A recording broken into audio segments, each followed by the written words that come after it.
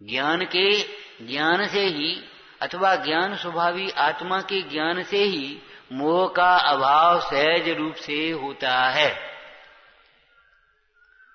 और उस ज्ञान स्वभावी आत्मा को जानने के लिए ही हमारा ये सारा व्यवहार है, चाहे वो दर्शन हो, चाहे पूजा हो, चाहे स्वाध्याय हो, चाहे सामायिक हो, आत्म स्वरूप को जानने के लिए है।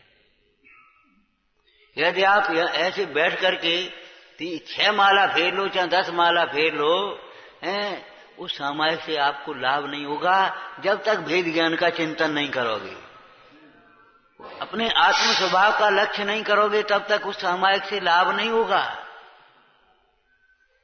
चाहे 1 वंदना करो, चाहे 10 वंदना करो, चाहे रोज वंदना करे आओ, 1 से 8 वंदना करे आओ, लेकिन जब तक वंदनीय स्वरूप को नहीं पहचानोगे,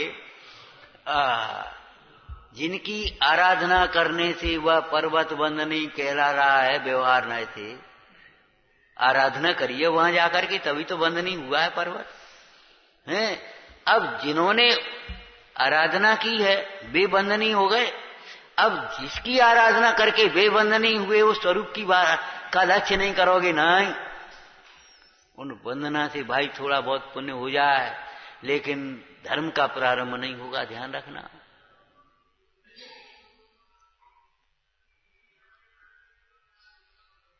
बाह्य त्याग से, बाह्य क्रियाओं से तो अवसर मिलता है, बाह्य क्रियाओं से, बाह्य त्याग से तो अवसर मिलता है। अब आपको कोई घर वाला भी नहीं कहेगा कुछ, कोई बाहर का आएगा तो भी कह देगा, ए भैया बाबे सामायिक कर रहे हैं नहीं।